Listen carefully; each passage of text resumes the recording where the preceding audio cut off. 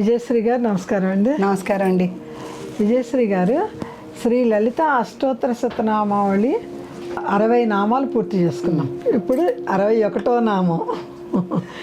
ఎంత అద్భుతంగా ఉంటుందా ఏంటని ఊహించుకుంటూ ఉంటేనే చాలా చాలా ఉత్సాహంగా ఇంకా ఏమేమి కొత్త విషయాలు చెప్తున్నాం అన్నట్టు, ఇంకా ఏ విషయం చెబుతుందా అమ్మవారు అన్న మీమాంసలో ఉన్నాం.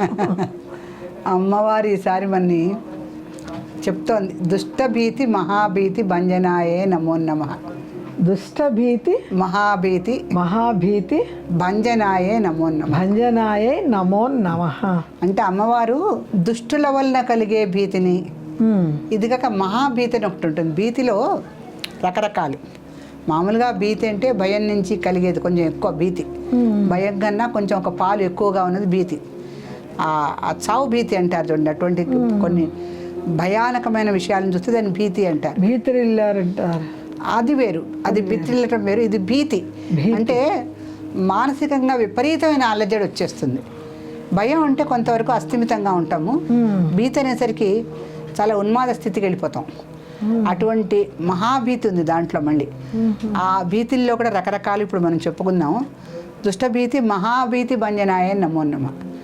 అయితే దుష్టుల వలన కలిగే భీతి అంటే మనకి పురాణ కాలం నుంచి చాలా ఉన్నాయి. అంటే రావణాసుడి వలన సీతాదేవికి, దుర్యోధనుడి వలన ద్రౌపదీదేవికి, అలాగే చాలామంది రాక్షసుల వలన మునులకి, మళ్ళీ అలాగే ఈ కొంతమంది మదించినటువంటి రాక్షస రాజ్యాల్లో ఉన్నటువంటి రాజులు, ఇప్పుడు ఈ రక్తబీజుడు కానీ మహిషాసురుడు కానీ, వీళ్ళందరి వలన అప్సరస స్త్రీలందరికీ కూడా భీతి కలిగింది. అప్పుడు వాళ్ళు వెళ్ళి విష్ణుమూర్తి దగ్గర మొరబెట్టుకోవటం, ఇవన్నీ మన పురాణ కథల్లో వస్తాయి. కనుక దుష్ట భీతి అనేది దుష్టులు ఉన్నంతకాలం వాళ్ళ నుంచి భీతి అంటే వాళ్ళు వస్తూనే మొత్తము ఆ యొక్క సామ్రాజ్యాన్ని అంతా ఆయువు పట్టు తీసేస్తారు వాళ్ళు ముందు. అలాగే రసహీనమైనటువంటి ప్రపంచాన్ని తయారు చేయాలని మన రాక్షసుల్లో ఒక రాక్షసుడు మొత్తము స్త్రీ పురుషుల్లో రసాన్ని పీల్చేస్తాడు. వాడు రసహీనమైనటువంటి ప్రపంచం ఉంటే మానవులకి దేవతలకి కూడా సృష్టి వీళ్ళల్లో ఆగిపోతుంది, రాక్షస జాతే పెరుగుతుంది అని. అటువంటి దుష్టభీతిలు కలిగించినటువంటి రాక్షస జాతి వాళ్ళు కూడా ఉన్నారు. అందుకని దుష్టభీతి అంటే దుష్టుల నుంచి వచ్చేటువంటి భీతి. ఈ మహాభీతి ఉంది చూడండి. ఈ మహాభీతి చిన్నగా మనకి మరణ భీతి దగ్గర నుంచి రకరకాల భీతులు ఉన్నాయి మనకి. అంటే ఏంటి? భీతి కలగటానికి మొట్టమొదలు మనకి కొన్ని దుష్ట శక్తులు ఉంటాయి. దుష్ట శక్తులు ప్రకృతిలో ఉంటాయి, మనుషుల్లో ఉంటాయి, మళ్ళీ వాతావరణంలో కొన్ని ఉంటాయి.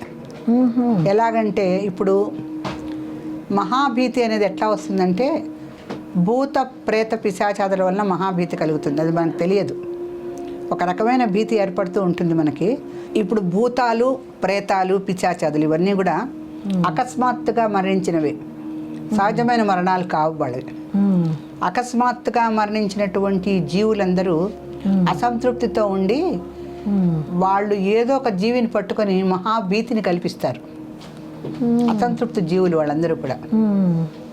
కొంతమంది ఉంటారు నరరూప రాక్షసులు ఉంటారు. వాళ్ళు రాక్షసులందరూ కూడా కలియుగంలో నశించిపోయారని చెప్తారు. అంటే రాక్షస జాతి రామాయణ కాలంలో ఉంది, మహాభారత కాలంలో ఉంది, కానీ కలియుగం వచ్చేసరికి లేదు. ఎక్కడ ఎందుకు నశించలేదు? ఎందుకు? జాతి నశించింది కానీ స్వభావం నశించదు. స్వభావం మానవ రూపంలోకి వచ్చేసింది. రైటేనండి. ఆకారాలు లేవు, కానీ ఆకారాలు లేవు. ఈ మానవాకారంలో మహారాక్షస ప్రవృత్తి చాలా మందిలో ఉంది. అలా మహాభీతిని కలిగించేటువంటి దుష్టభీతి గల వాళ్ళందరూ చాలామంది ఉంటారు. అలా మనకేంటంటే రాక్షస జాతి బుద్ధులతో ఉన్నటువంటి మానవ ఆకారాలు అలా కొంతమంది మానవ మృగాలు ఉంటాయి. మృగాలు ఏ రకంగా అయితే మనని హింసిస్తూ ఉంటాయో అటువంటి మానవాకారంలో ఉన్నటువంటి మృగాలు కొన్ని ఉంటాయి. తర్వాత మనకి సమాజంలో ఇంకొక రకమైనటువంటి వ్యక్తులు ఉంటారు. వాళ్ళు హింసా ప్రవృత్తి గలవాళ్ళు, నేర ప్రవృత్తి గలవాళ్ళు.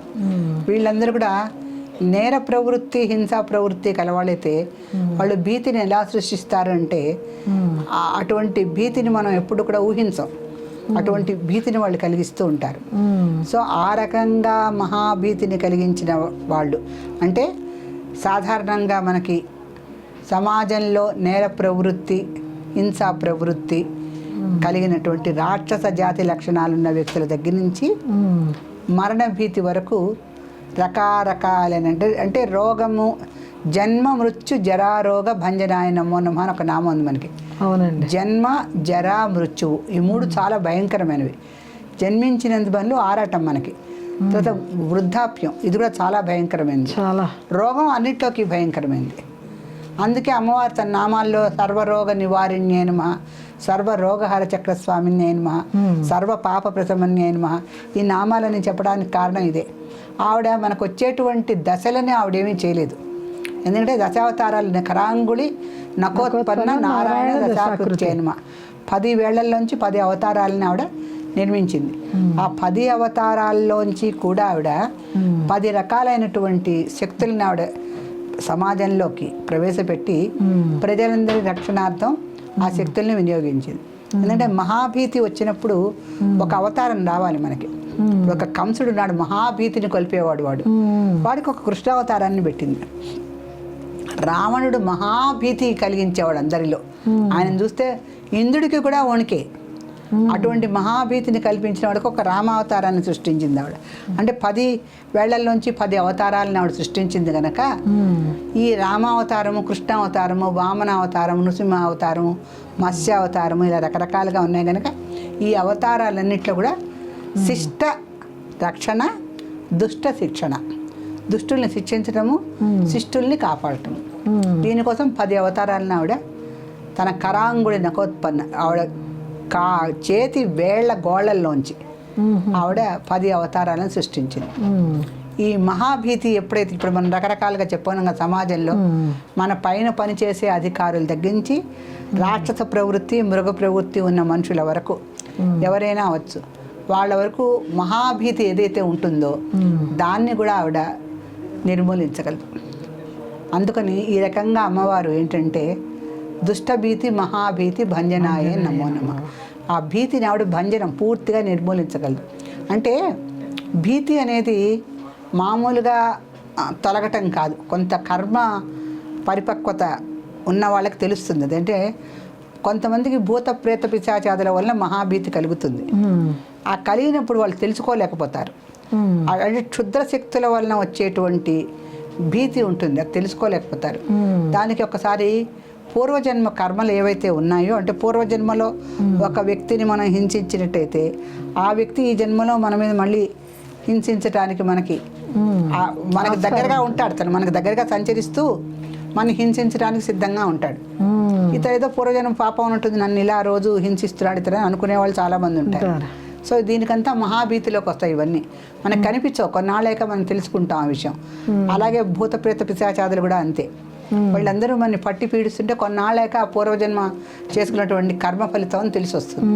ఇటువంటి మహాభీతి లక్షణాలను కూడా అమ్మవారు పూర్తిగా నిర్మూలన చేయగలదు. దుష్టభీతి మహాభీతి భంజనాయ నమో నమః. ఆమె నామాలు చదువుకుంటాం వల్లే ఇన్ని ఉపయోగాలు మనుషులకి, మానవ జన్మ ఎత్తినందుకు అంతే అన్నీ ఇచ్చిందా.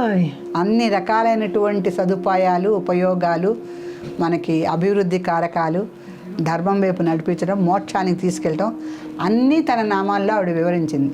వాటిని అర్థం చేసుకొని మన జీవితాన్ని సుసంపన్నం చేసుకోవటమే మన యొక్క లక్ష్యం. శ్రీమాత్రే నమః.